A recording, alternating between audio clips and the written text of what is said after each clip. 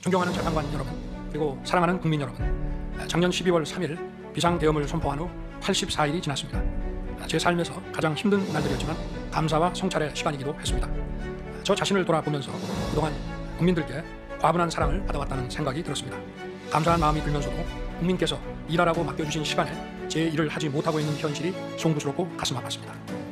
한편으로 많은 국민들께서 여전히 믿어주고 계신 모습에 무거운 책임감도 느꼈습니다.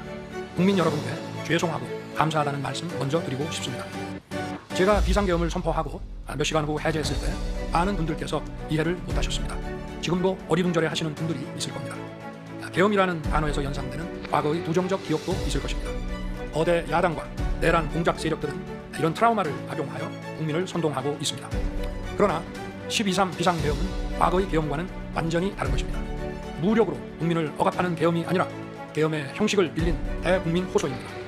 12.3 비상계엄 선포는 이 나라가 지금 망국적 위기 상황에 처해 있음을 선언하는 것이고, 주권자인 국민들께서 상황을 직시하고 이를 극복하는 데 함께 나서달라는 절박한 호소입니다. 무엇보다 저 자신 윤석열 개인을 위한 선택은 결코 아니었다는 사실을 분명히 말씀드립니다. 저는 이미 권력의 정점인 대통령 자리에 있습니다. 대통령에게 가장 편하고 쉬운 길은 힘든 일을 굳이 버리지 않고 사회 여러 세력과 잘 타협하고 모든 사람들에게 듣기 좋은 말을 하면서 임기 5년을 안온하게 보내는 것입니다.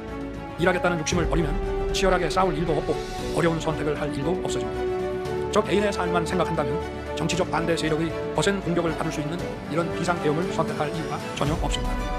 저는 비상계엄을 결심했을 때 제게 많은 어려움이 닥칠 것을 당연히 예감했습니다. 거대 야당은 제가 독재를 하고 집권 연장을 위해 비상계엄을 했다고 주장합니다.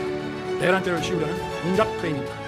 정말 그런 생각이었다면 고작 280명의 실무장도 하지 않은 병력만 투입하도록 했겠습니까? 주말이 아닌 평일에 계엄 선포를 하고 계엄을 선포한 후에 병력을 이동시키도록 했겠습니까? 심판정 증거조사에서 드러난 사실에 의하면 그나마 계엄 해제 요구 결의 이전에 국회에 들어간 병력은 106명에 불과하고 본관에 들어간 병력은 15명입니다. 15명이 유리창을 깨고 들어간 이유도 자신들의 근무 위치가 본관인데 입구를 시민들이 막고 있어서 충돌을 피하기 위해 불 꺼진 창문을 찾아 들어가는 것입니다. 또한 국회의 해제 요구 결의가 이루어진 이후에 즉시 모든 병력을 철수했습니다. 투입된 분의 병력이 워낙 소수이다 보니 국회 외곽 경비와 질서 유지는 경찰에 요청했습니다. 경찰은 인근 전장년 집회 대응 경력 300명을 국회 외곽에 보냈습니다. 부상당한 군인들은 있었지만 일반 시민들은 단 한 명의 피해도 없었습니다. 처음부터 저는 국방장관에게 이번 비상계엄의 목적이 대국민 호소용임을 분명히 밝혔습니다. 또한 국회의 계엄 해제 요구가 신속히 뒤따를 것이므로 계엄 상태가 오래가지 않을 것이라고 했습니다. 하지만 그런 내용을 사전에 군 지휘관들에게 그대로 알릴 수는 없었습니다.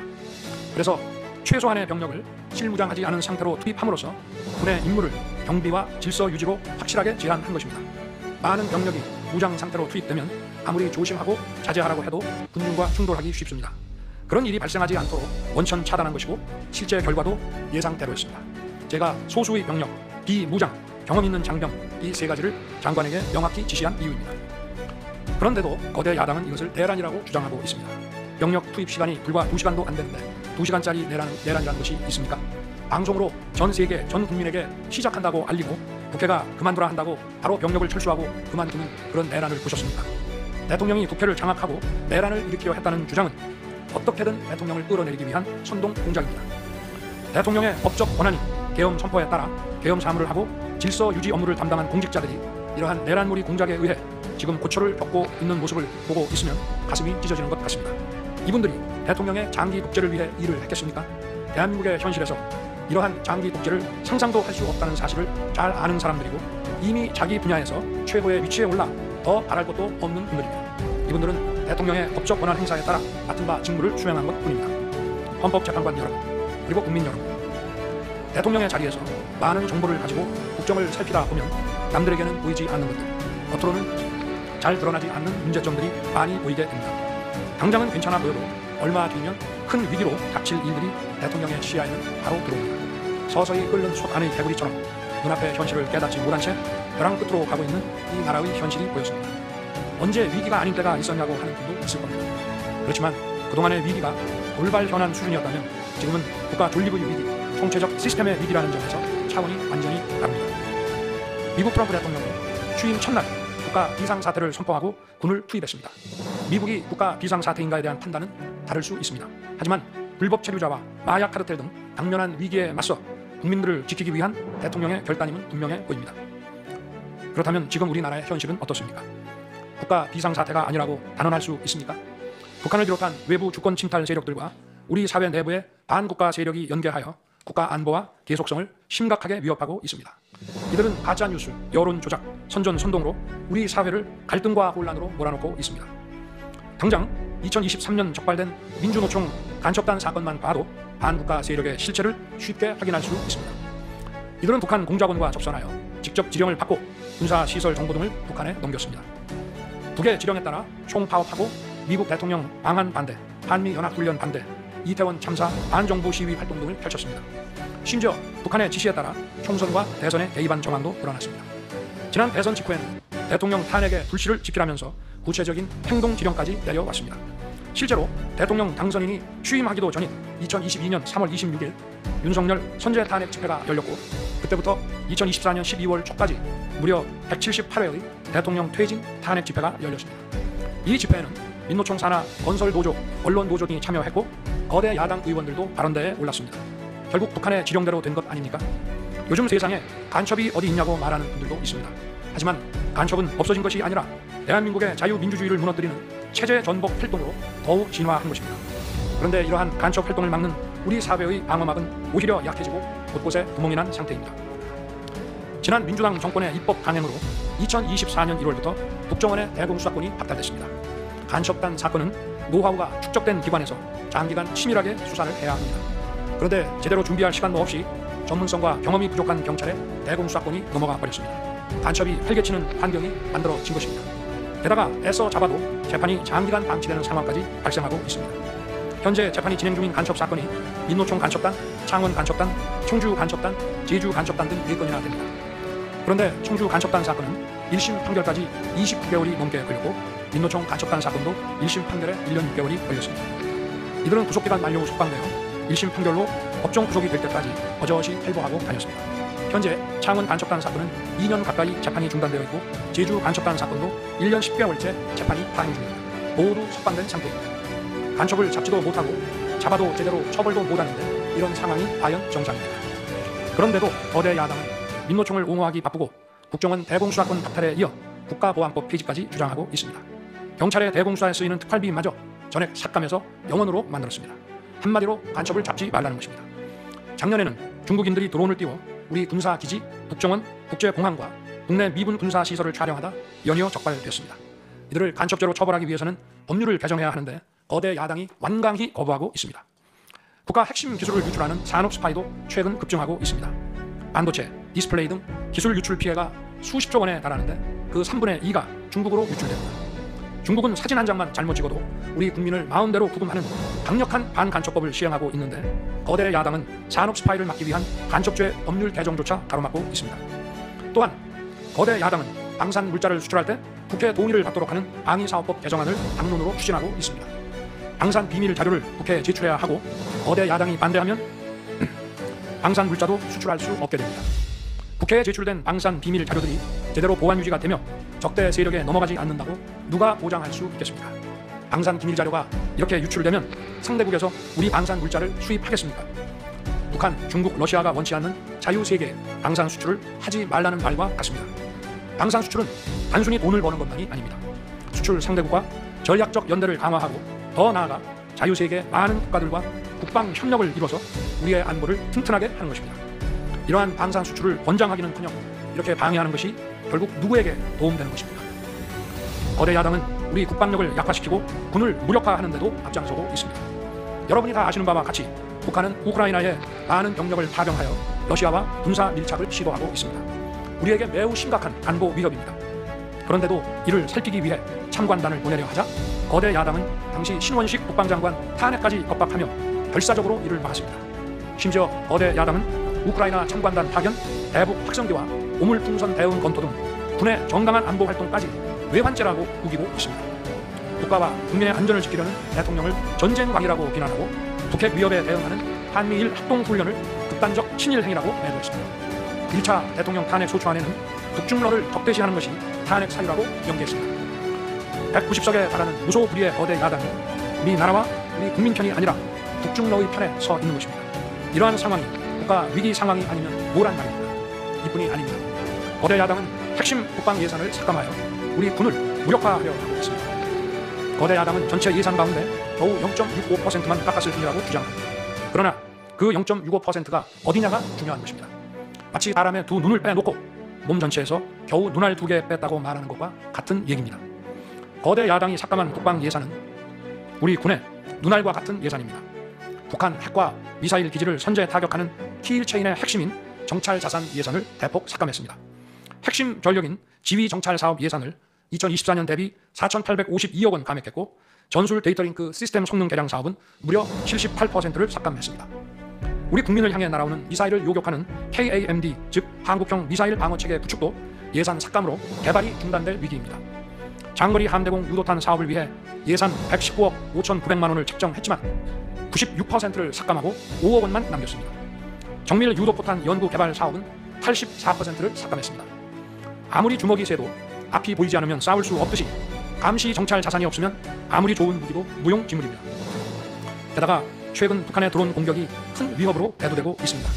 드론 방어 예산 100억 원 가운데 무려 99억 5,400만 원을 깎아서 사업을 아예 중단시켜버렸습니다.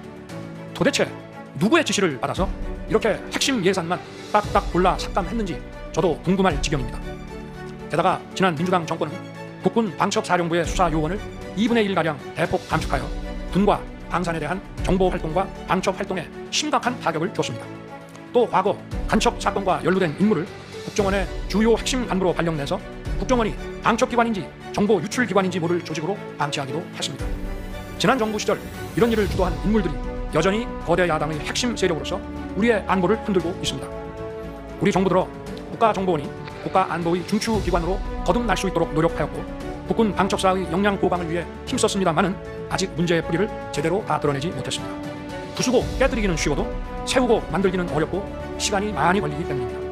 이런 상황이 겉으로는 멀쩡한 것처럼 보이지만 실질적으로 전시사변에 못지않은 국가 위기 상황이라고 저는 판단하고 있습니다. 거대 야당은 야당에 대한 대통령의 인식을 탓하기 전에 공당으로서 국가에 대한 책임있는 자세와 신뢰를 보여주는 게 우선이라고 저는 생각합니다. 저는 자유민주주의 헌법 원칙, 국가 안보, 핵심 국익 수호만 함께 한다면 어떤 정치 세력과도 기꺼이 대화하고 타협할 자세가 돼 있는 사람입니다. 나라와 국민을 위한 길에 좌파 우파가 어디 있겠습니까? 하지만 자유를 부정하는 공산주의, 공산당 일당 독재, 유물론에 입각한 전체주의가 다양한 속임수로 우리 대한민국에 스며드는 것은 막아야 합니다. 이런 세력과 타협하고 흥정해서는 안 된다고 생각합니다. 우리가 가치를 공유하지 않는 나라와도 교역도 할 수 있고 가치를 공유하지 않는 나라와도 교역도 할 수 있고 국제협력, 상호 이익을 추구할 수도 있습니다. 하지만 우리 정치 체제에 영향을 미치고 스며드는 것은 막아야 합니다. 그것이 국방 안보만큼 중요한 정치 안보입니다. 바로 우리의 자유민주주의를 지키는 길입니다. 자유민주주의 국가의 공당이라면 이런 세력을 옹호하고 이런 세력과 손잡는 일은 절대 해서는 안 되는 것입니다.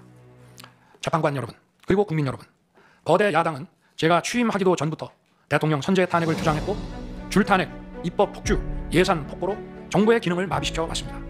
거대 야당은 이러한 폭주까지도 국회의 정당한 권한 행사라고 강변합니다. 그러나 국회의 헌법적 권한은 국민을 위해 쓰라고 부여된 것입니다. 자신들의 정치적 목적을 위해 정부 기능을 마비시키는데 그 권한을 악용한다면 이는 헌정 질서를 붕괴시키는 국헌문란의 다름 아닙니다. 또한 거대 야당은 제가 비상계엄으로 국회의 권능을 마비시키려 했다며 내란몰이를 계속하고 있습니다. 하지만 거대 야당은 제가 대통령에 취임한 이후, 아니 취임하기도 전부터 지금까지 지속적으로 끈질기게 정부의 권능을 마비시켜 왔습니다. 마치 정부를 마비시키는 것이 유일한 목표인 것처럼 국회의 권한을 마구마구 휘둘러 왔습니다. 국회의원과 직원들의 출입도 막지 않았고 국회 의결도 전혀 방해받지 않은 2시간 반짜리 비상계엄과 정부 출범 이후 2년 반 동안 줄탄핵, 입법 예산 폭거로 정부를 마비시켜온 거대 야당 가운데 어느 쪽이 상대의 권능을 마비시키고 침해한 것입니까? 거대 야당은 국무위원들은 물론이고 방통위원장, 검사, 감사원장에 이르기까지 탄핵하고 또 탄핵했습니다. 탄핵 사유가 되는지 여부는 전혀 중요하지 않았습니다. 심지어 거대 야당 대표를 노려봤다고 장관을 탄핵하기도 했습니다. 일단 탄핵해서 직무를 정지시켜 놓고 정작 헌재 탄핵 심판에서는 탄핵 사유를 마음대로 변경하는 황당한 일도 반복해 왔습니다. 얼마 전 중앙지검장 등 검사들에 대한 탄핵 심판을 재판관 여러분께서 직접 진행하시지 않았습니까?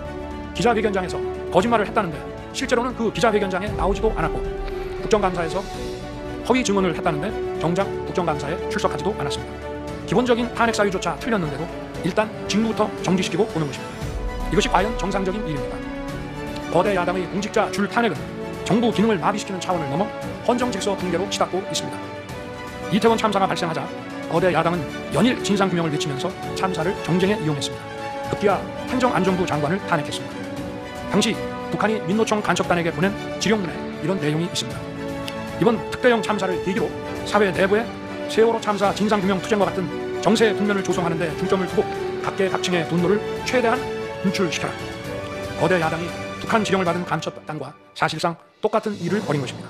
이야말로 사회의 갈등과 혼란을 키우는 선동 탄핵이라 할 것입니다. 거대 야당은 자신들의 당대표를 수사하는 검사들도 줄줄이 탄핵하고 서울중앙지검장까지 탄핵했습니다. 검사 탄핵은 그 자체로도 수사 방해이지만 검사 탄핵을 지켜보는 판사들에 대한 겁박이 되기 마련입니다. 야당 대표에 대한 검찰 수사를 막고 야당 대표의 범죄를 심판할 판사들까지 압박하기 위한 방탄 탄핵인 것입니다. 급기야 거대 야당은 지난 정부의 이적 행위를 감사하던 감사원장까지 탄핵했습니다. 거대 야당은 감사원장 탄핵 소추안에 사드 정식 배치 고의 지연 의혹 감사를 탄핵 사유로 포함시켰습니다. 이 사건은 지난 민주당 정부의 안보라인 고위직 인사 4명이 주한 중국 대사관 무관에게 사드 배치 작전명, 작전 일시, 작전 내용 등 국가 기밀 정보를 넘겨준 간첩 사건입니다. 감사원은 이를 촉발하고 검찰에 수사 의뢰하는 등 감사 조치를 진행하였는데 이것이 탄핵 사유라는 것입니다. 자신들의 간첩 행위를 무마하기 위한 이적 탄핵이 아닐 수 없습니다. 헌법기관인 감사원장에 대한 무차별 탄핵은 그 자체로도 심각한 헌법 파괴 행위이지만 이적 행위까지 탄핵으로 덮는 것을 보며 이야말로 자유민주주의를 무너뜨리는 망국적 위기 상황이라고 판단한 것입니다. 또 한편 정부 각 부처들은 국민의 세금으로 엄청난 규모의 예산을 사용 집행하고 있습니다. 수많은 산하 기관도 거느리고 있습니다. 그런데 이런 부처의 수장들을 탄핵 소추로 직무정지시켜 그 부처의 기능을 마비시키거나 심각하게 저해한다면 기회 비용과 재정적 측면에서도 국가와 국민의 얼마나 막대한 경제적 피해를 입히는 것이 되겠습니까? 거대 야당은 공직자를 무차별 탄핵 소추하고 소추인 난 변호사 비용도 국민 세금으로 사용하고 있습니다. 그렇지만 억울하게 탄핵 소추된 공직자들은 직무가 정지된 상황에서 자기 개인 자금으로 변호사 비용까지 조달해야 합니다. 정부 공직자들은 거대 야당의 이러한 폭거에 한없이 위축될 수밖에 없습니다. 이처럼 거대 야당은 선동 탄핵, 방탄 탄핵, 이적 탄핵으로 대한민국을 무너뜨리고 있습니다. 우리나라 선거 가운데 대통령 선거가 기간도 가장 길고 국민적 관심도 가장 큽니다. 그만큼 직선 대통령의 민주적 정당성은 다른 선출직 공직자에 비해 그 무게가 다릅니다. 과거 우리나라 민주화 운동은 한마디로 대통령 직선제 확보였다고 해도 과언이 아닙니다. 그런데 거대 야당은 대선이 끝나자마자 동조 세력과 연대하여 아직 취임도 하지 않은 대통령 당선인을 상대로 선제 탄핵과 퇴진 운동을 벌이기 시작했고 지난 2년 반 동안 오로지 대통령 끌어내리기를 목표로 정부 공직자 줄 탄핵 그리고 입법과 예산 폭거를 계속해 왔습니다. 헌법이 정한 정당한 견제와 균형이 아니라 민주적 정당성의 상징인 직선 대통령 끌어내리기 공작을 그야말로 쉼없이 해온 것입니다. 이것이 국헌문란이 아니면 도대체 어떤 것이 국헌문란 행위이겠습니까? 뿐만 아니라 거대 야당의 이런 지속적 국헌문란 행위는 국가 정체성과 대외 관계에 있어서 자유민주주의 헌법 정신과 동떨어진 인식에 기반하고 있다고 저는 생각합니다. 따라서 직선 대통령을 끌어내리기 위한 줄탄핵, 입법 예산 폭거는 어느 면으로 보나 자유민주주의 헌정질서 파괴에 목표로 하고 있다고 하겠습니다. 흔히들 대통령 중심제 권력 구조를 가지고 제왕적 대통령제라고 합니다. 그러나 지금 우리나라는 제왕적 대통령이 아니라 제왕적 거대 야당의 시대입니다. 그리고 제왕적 거대 야당의 폭주가 그 독재가 대한민국의 존립 위기를 불러오고 있습니다. 개헌 이후 벌어진 일들만 보아도 모두 잘 알 수 있지 않겠습니까? 제가 정말 제왕적 대통령이라면 공수처, 경찰, 검찰이 앞다퉈서 저를 수사하겠다고 나서고 내란죄 수사권도 없는 공수처가 영장 쇼핑, 공문서 위조까지 해가면서 저를 체포할 수 있겠습니까? 저 역시도 수사 업무에 26년간 종사한 사람이지만 이렇게 여러 수사기관들이 무차별적으로 한 사건에 달려드는 꼴은 본 적이 없습니다. 비상계엄에 투입된 군 병력이 총 570명에 불과한데 불법적으로 대통령 한 사람 체포하겠다고 대통령 관저에 3-4천 명이 넘는 경찰력을 동원했습니다. 대통령과 거대 야당 가운데 어느 쪽이 제왕적 권력을 휘두르며 이 나라의 헌정 질서를 무너뜨리고 있습니까? 제가 비상계엄을 결단한 이유는 이 나라의 절체절명의 위기를 더 이상 방치할 수 없다는 절박함 그것이었습니다. 저는 주권자인 국민들께 이러한 거대 야당의 반국가적 폐악을 알리고 국민들께서 매서운 감시와 비판으로 이를 제발 멈춰달라고 호소하고자 했습니다. 국정마비와 자유민주주의 붕괴를 막고 국가 기능을 정상화하기 위해 절박한 심정으로 계엄을 선포한 것입니다. 12.3 비상계엄의 선포는 국가가 위기 상황과 비상사태에 처해 있음을 선언한 것입니다. 국민을 억압하고 기본권을 제한하려는 것이 아니라 주권자인 국민께서 비상사태 극복에 직접 나주십사 하는 간절한 호소입니다. 그런데 거대 야당은 제가 국회의 요구에 따라 계엄을 해제한 그날부터 탄핵 시동을 걸었습니다. 하지만 비상계엄은 범죄가 아니고 국가 위기를 극복하기 위한 대통령의 합법적 권한행사입니다. 저는 긴급 국무회의를 거쳐 방송을 통해 비상계엄을 선포했고 그 과정에서 거대 야당의 국회 독재가 망국적 위기를 초래하였다고 했기 때문에 많은 사람들이 국회로 몰려들 것이었고 계엄 상황에서 질서 유지를 위해 국회에 최소한의 병력을 투입했으며 국회가 해제 요구 결의를 하자 즉각 병력을 철수하고 국무회의를 소집해서 계엄을 해제했습니다. 다 알고 계시다시피 2023년 중앙선관위를 포함한 국가기관들이 북한에 의해 심각한 해킹을 당했습니다. 중앙선관위는 이 같은 사실을 국가정보원으로부터 통보받고도 다른 국가기관과 달리 점검에 제대로 응하지 않았습니다. 나중에 채용비리 사건 때문에 울며 겨자 먹기로 응한 일부 소극적 점검 결과 심각한 보안 문제가 드러났기 때문에 중앙선관위 전산 시스템 스크린 차원에서 소규모의 병력을 보낸 것입니다. 선거의 공정과 직결되는 중앙선관위의 전산 시스템 보안 문제는 우리 자유민주주의 체제의 핵심 공공재이자 공공자산을 지키는 일입니다. 더구나 그동안의 선거 소송에서 드러난 다량의 가짜 부정투표 인지 그리고 투표 결과가 도저히 납득하기 어렵다는 통계학과 수리과학적 논거 등에 비추어 중앙선관위의 전산 시스템에 대한 투명한 점검 필요성이 꾸준히 제기되어 왔습니다. 이런 조치들의 어떤 부분이 내란이고 범죄라는 것인지 도대체 이해할 수가 없습니다. 비상계엄이라는 것 자체가 불법이라면 계엄법은 왜 있으며 합동참모본부의 계엄과는 왜 존재하겠습니까? 재판관 여러분, 그리고 국민 여러분, 저는 2021년 6월 29일 처음으로 정치 참여를 선언했습니다. 대통령이라는 자리가 영광의 길이 아니라 형극의 길이라는 사실은 이미 잘 알고 있었습니다. 또 대통령직을 아주 가까이에서 지켜보신 어떤 분은 우리나라 대통령직은 저주의 길이라면서 만류하시기도 했습니다. 그러나 자유민주주의라는 헌정질서가 무너지고 있는 상황에서 나라를 지키고 싶어 정치를 시작했습니다. 그때 정치 참여를 선언하면서 국민께 드린 약속이 있습니다. 우리의 미래를 짊어질 청년들, 국가를 위해 희생하신 분들, 산업화에 일생을 바친 분들, 나라의 민주화에 헌신하고도 묵묵히 생업에 종사하며 살아가시는 분들, 성실하게 세금을 내시는 분들, 이런 분들이 분노하지 않는 나라를 만들겠다는 약속이었습니다. 그리고 청년들이 마음껏 뛰는 역동적인 나라, 창의와 자유가 넘치는 혁신의 나라, 약자가 기죽지 않은 따뜻한 나라, 국제사회와 가치를 공유하고 책임을 다하는 나라를 만들겠다고 국민께 약속드렸습니다. 거대 의석과 이권 카르텔이 나라의 주인 노릇을 하는데 맞서 국민들에게 빼앗긴 주권을 되찾아 드리겠다고 약속했습니다. 그날 이후 지금까지 단 한순간도 이 약속을 잊은 적이 없습니다. 국민의 선택을 받아 대통령이 된 후 이 약속을 지키기 위해 쉼없이 노력하고 또 노력했습니다. 무엇 하나 쉬운 일이 없었습니다. 글로벌 복합 위기로 인한 해외 환경의 어려움이 계속됐습니다. 지난 민주당 정부의 잘못된 소주성 정책과 노동산 정책은 우리 경제와 민생의 문제를 풀어가는데 계속 발목을 잡았습니다. 하지만 어떤 문제라도 노력하면 풀어낼 수 있다고 믿었고 실제로 우리 기업, 우리 국민과 함께 뛰면서 하나하나 문제를 해결할 수 있었습니다. 기쁘고 보람 있는 일도 많았고 부족하고 아쉬운 일도 있었습니다. 무엇보다 국가 안보와 국민 안전을 지키는 제복 입은 공직자에 대한 처우 개선 추진이 보람된 일이었습니다. 지난 민주당 정권은 한일 선동에만 열을 올렸지만 우리 정부에서는 1인당 GDP가 일본을 앞질렀고 우리 인구의 2배 반이 넘는 경제 강국 일본과 수출액 차이가 작년에는 불과 수십억 불 규모로 좁혀졌습니다. 20년 전에 비해 100분의 1, 지난 민주당 정부에 비해 수십분의 1로 줄어든 것입니다. 또 작년에 30번이나 열었던 전국 순회 민생 토론의 기억이 많이 납니다. 국민의 어려움을 직접 듣고 많은 일을 현장에서 해결해 드리면서 국민과 같이 웃기도 했고 같이 울기도 했습니다. 수도권, 영남, 호남, 충청, 강원, 제주까지 전국 모든 지역을 다니면서 지역 발전 방안을 함께 고민했습니다. 우리 국민들께서 전국 어디에 사시든 공정한 기회를 누리며 행복하게 살 수 있도록 만들어서 진정한 국민 통합을 이루고 싶었습니다. 다시 그렇게 일할 기회가 있을까 마음이 아립니다. 1박 4일에 살인적 일정으로 미국에 가서 한미일 캠프 데이비드 선언을 발표했을 때는 보람이 컸고 정말 마음이 든든했습니다. 방산 수출에 물꼬를 트고 팀 코리아가 체코 원전 건설 사업의 우선 협상 대상자로 선정됐을 때에는 어린아이같이 기뻤습니다. 아쉬웠던 순간도 떠오릅니다.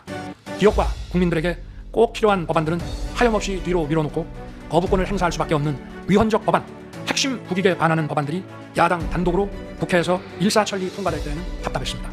국방, 치안, 민생을 위해 꼭 꼭 필요한 아킬레스건 예산들이 삭감됐을 때에는 막막했습니다. 지금 저는 잠시 멈춰서 있지만 많은 국민들, 특히 우리 청년들이 지금 대한민국이 처한 상황을 직시하고 민생을 위해 꼭 필요한 아킬레스건 예산들이 삭감됐을 때에는 막막했습니다. 지금 저는 잠시 멈춰서 있지만 많은 국민들, 특히 우리 청년들이 지금 대한민국이 처한 상황을 직시하고 스스로 주권을 되찾고 나라를 지키기 위해 나서고 있습니다. 비상계엄의 목적이 망국적 위기 상황을 알리고 헌법 제정 권력인 주권자들께서 나서주시기를 호소하는 것이었는데 이것만으로도 비상계엄의 목적이 상당 부분 이루어졌다고 생각하게 됩니다. 저의 진심을 이해해 주시는 우리 국민과 청년들에게 진심으로 감사 말씀을 드리고 싶습니다. 제가 직무에 복귀하게 되면 나중에 또다시 계엄을 선포할 것이라는 터무니없는 얘기도 있습니다. 계엄의 형식을 빌린 대국민 호소로 이미 많은 국민과 청년들께서 나라의 상황을 직시하고 나라 지키기에 나서고 계신데 그런 일을 또 할 이유가 있겠습니까? 결코 그런 일은 없을 것입니다.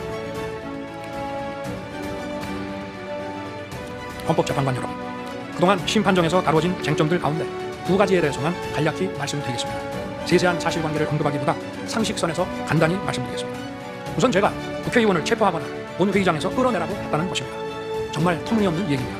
상식적으로 이렇게 해서 도대체 뭘 어떻게 하겠습니까? 의원들을 체포하고 끌어내서 계엄 해제를 늦추거나 막는다 한들 방송으로 온 국민과 전 세계가 지켜보고 있는데 그 다음에 뭘 어떻게 하겠습니까? 계엄 당일 국회의장의 발언대로 국회는 어디서든 본회의를 열어 계엄 해제를 의결할 수 있습니다. 영화나 소설에 나오기도 하지만 현실적으로 이런 일을 하려면 군으로 국가를 완전히 장악하는 계획과 정치 프로그램을 미리 가지고 있어야 합니다. 그런데 실제 상황이 어땠습니까? 계엄 사무를 담당할 주요 지휘관들이 계엄 직전에 어디에 있었는지 이 심판정에서 다 드러났습니다. 장관 재가를 받아 지방 휴가를 가거나 부부 동반 만찬, 간부 만찬 회식을 하다가 대통령의 계엄 선포 직후에야 국방장관으로부터 업무 지시를 받았습니다. 준비된 치밀한 작전 계획이나 지침이 없었기 때문에 혼선과 허술함도 있었습니다. 국방장관이나 지휘관들이나 경험이 풍부한 군사 전문가들인데 이들이 왜 이랬겠습니까?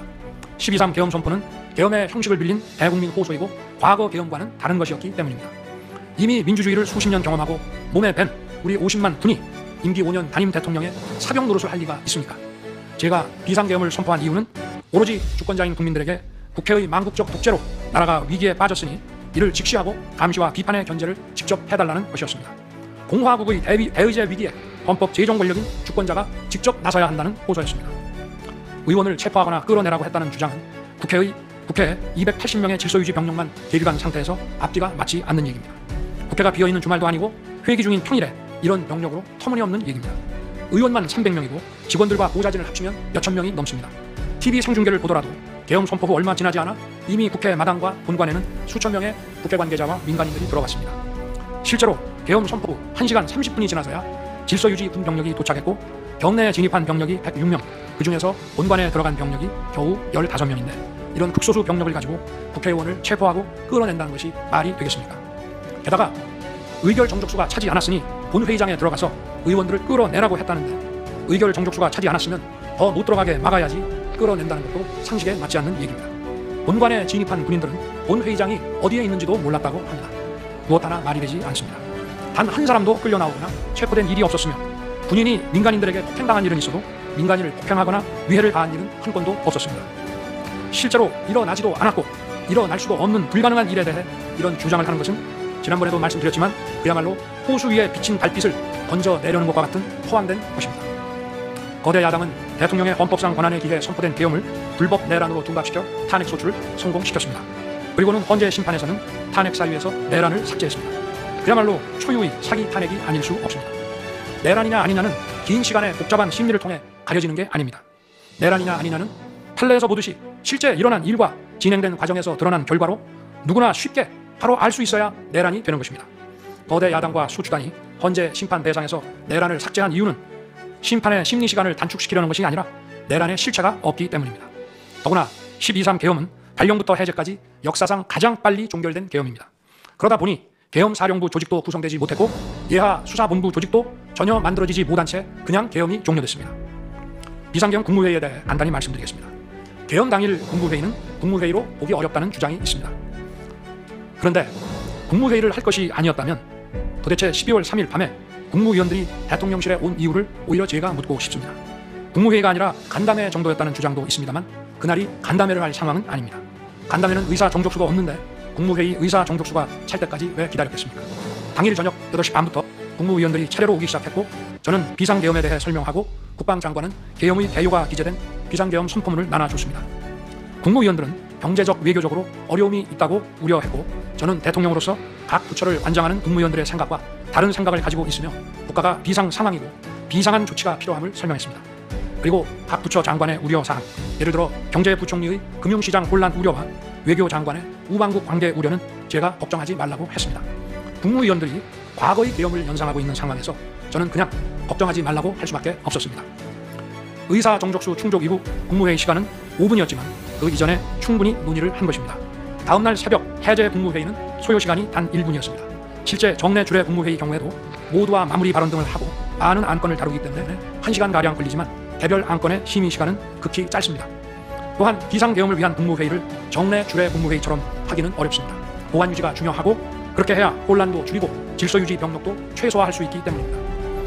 이상민 전 행안부 장관은 지난 심판정에서 그동안 국무회의를 100여 차례 참석했지만 이번 국무회의처럼 실질적으로 열띤 토론이나 의사 전달이 있었던 것은 처음이라고 했습니다. 국무회의 배석을 위해 비서실장과 안보실장도 통상처럼 대통령실로 나오도록 했고, 국가 안보의 문제이기도 해서 국정원장도 참석시켰습니다. 1993년 8월 13일 김영삼 대통령께서 긴급 재정경제 명령으로 금융실명제를 발표했을 때도 국무위원들은 소집 직전까지 발표한다는 사실 자체를 몰랐고 국무회의록도 사후에 작성됐습니다. 그때 상황은 이인재 당시 노동부 장관께서 이미 공개적으로 설명한 바 있습니다. 그러나 아무도 이를 두고 국무회의가 없었다고 하지 않았고 당시 헌법재판소는 긴급명령 발동을 모두 합헌이라고 결정했습니다. 그 밖에 여러 쟁점들에 대해서는 변호인단의 변론으로 가름하겠습니다. 재판관 여러분, 그리고 국민 여러분, 저는 언젠가 해야 하고 누군가 해야 하는 일이라면 지금 제가 하겠다는 마음으로 대통령직을 수행해 왔습니다. 그래서 임기 전반부 동안 역대 정부들이 표를 잃을까 봐 하지 못했던 교육, 노동, 연금의 3대 개혁을 중심으로 국정개혁 과제를 과감하게 추진했습니다. 30년 동안 지지부진했던 유보 통합의 첫걸음을 떼었고, 늘봄 학교와 융복합 고등교육, 그리고 지역산업과의 연계 강화를 위한 과감한 권한 이전 등 교육개혁의 기틀을 마련했습니다. 노사 법치의 틀을 새롭게 세우고 4차 산업혁명 시대에 적응하기 위한 노동 유연화와 노동 보호의 개혁 물꼬도 텄습니다. 국가적 난제였던 연금 개혁도 역대 정부 최초로 방대한 수리 분석과 신층 여론조사를 진행하였고 수용성이 높은 방안을 만들어 국회에 제출했습니다. 대통령 임기 초반에는 국민과 유권자에게 선거 때 약속한 공약과 국정과제의 실천, 또 민생에 영향이 큰 사회개혁의 추진이 우선이기 때문에 이러한 스케줄에 맞춰 일해 온 것입니다. 어느 정권이나 임기 초기에는 선거 공약과 국정과제 이행이 우선이므로 정치개혁에는 신경 쓸 여력이 없습니다. 그러다가 전직 대통령들의 5년 임기가 금방 다 지나갔고 변화된 시대에 맞지 않는 87 체제가 여전히 유지되고 있습니다. 정치가 국민을 불편하게 만들고 나라의 발전을 가로막고 있습니다. 또 국가의 미래를 결정하는 일에 미래의 주역인 청년들이 참여할 수 있도록 정치와 행정의 문턱이 더 낮춰져야 합니다. 제가 직무에 복귀하게 된다면 먼저 87 체제를 우리 몸에 맞추고 미래 세대에게 제대로 된 나라를 물려주기 위한 개헌과 정치개혁의 추진에 후반부를 집중하려고 합니다. 저는 이미 대통령직을 시작할 때부터 임기 중반 이후에는 개헌과 선거제 등 정치개혁 직무에 복귀하게 된다면 먼저 87 체제를 우리 몸에 맞추고 미래 세대에게 제대로 된 나라를 개헌과 정치개혁을 할 수 없습니다. 그래서 내가 이것을 해내자고 생각했던 것입니다. 저는 여러 전직 대통령들이 후보 시절 공약하고도 이행하지 못한 청와대 국민 방안도 당선 직후 즉시 추진하고 이행한 바 있습니다. 자녀 임기에 연연하지 않고 개헌과 정치개혁을 마지막 사명으로 생각하여 87 체제 개선에 최선을 다하고 싶습니다. 개헌과 정치개혁 과정에서 국민 통합을 이루는 데도 노력을 다할 것입니다. 결국 국민 통합은 헌법과 헌법 가치를 통해 이루어지는 만큼 개헌과 정치개혁이 올바르게 추진된다면 그 과정에서 갈라지고 분열된 국민들이 통합될 것이라고 믿습니다. 그렇게 되면 현행 헌법상 자녀 임기에 연연해야 할 이유가 없고 오히려 제게는 크나큰 영광이라고 생각합니다. 그리고 국정 업무에 대해서는 급변하는 국제 정세와 글로벌 복합 위기 상황을 감안하여 대통령은 대외 관계에 치중하고 국내 문제는 총리에게 대폭 위임할 생각입니다. 우리 경제는 다른 어느 나라보다 대외 의존도가 높습니다. 특히 미 트럼프 행정부 출범 이후 국제 질서의 급변과 글로벌 경제 안보의 불확실성에 크게 영향을 받을 수밖에 없습니다. 지금 우리가 국가 노선을 어떻게 선택하느냐에 따라 이 위기가 기회가 될 수도 있고 돌이킬 수 없는 재앙을 맞을 수도 있습니다. 글로벌 중추 외교 기조로 역대 가장 강력한 한미 동맹을 구축하고 한미일 협력을 이끌어낸 경험으로 대외 관계에서 국익을 지키는 일에 매진하고 싶습니다. 임기 전반기에도 지방시다위원회와 국민통합위원회를 통해 지역별, 세대별, 계층별 통합을 위해 노력해 왔지만 앞으로도 국민을 하나로 묶고 국가 전체 시너지를 울리는 국민 통합에 더욱 노력할 것입니다. 존경하는 헌법재판관 여러분, 먼저 촉박한 일정의 탄핵 심판이었지만 충실한 심리에 애써주신 재판관님들께 깊이 감사드립니다. 이번 심리는 내란 탄핵으로 소추한 후 심판 대상에서 내란을 삭제한 소추단 측이 제시한 쟁점 위주로 이루어지게 됐습니다. 그러다 보니 제가 12.3 비상계엄을 선포한 이유와 그 불가피성에 대해서는 충분히 설명드릴 기회가 부족했다고 생각합니다. 서면으로 성실하게 관련 자료를 제출하였으니 대통령으로서 본회의 결단을 한 이유를 깊이 생각해 주시기 바랍니다. 또 많은 국가 기밀 정보를 다루는 대통령으로서 재판관님들께 모두 설명드릴 수 없는 부분에까지 재판관님들의 지혜와 해안이 미칠 것이라 믿습니다. 다시 한번 재판관님들의 노고에 감사드립니다. 그리고 사랑하는 대한민국 국민 여러분, 국가와 국민을 위한 계엄이었지만 그 과정에서 소중한 국민 여러분께 혼란과 불편을 끼쳐드린 점 진심으로 죄송스럽게 생각합니다. 저의 구속 과정에서 벌어진 일들로 어려운 상황에 처한 청년들도 있습니다. 옳고 그름에 앞서서 너무나 마음이 아프고 미안합니다. 정말 미안한 생각을 가지고 있습니다. 저는 대통령에 출마할 때 나라를 위해 목숨을 바치겠다고 결심했습니다. 지난 12.3 계엄과 탄핵소추 이후 엄동설안에 저를 지키겠다고 어려워 나선 국민들을 보았습니다. 저를 비판하고 질책하는 국민들의 목소리도 들었습니다. 서로 다른 주장을 하고 있지만 모두 대한민국을 사랑하는 마음이라고 생각합니다. 부족한 저를 지금까지 믿어주시고 응원을 보내주고 계신 국민 여러분께 진심으로 감사드립니다. 저의 잘못을 꾸짖는 국민의 질책도 가슴에 깊이 새기겠습니다. 그리고 이 모든 과정이 새로운 대한민국으로 도약하는 디딤돌이 될 수 있도록 최선을 다하겠습니다. 감사합니다.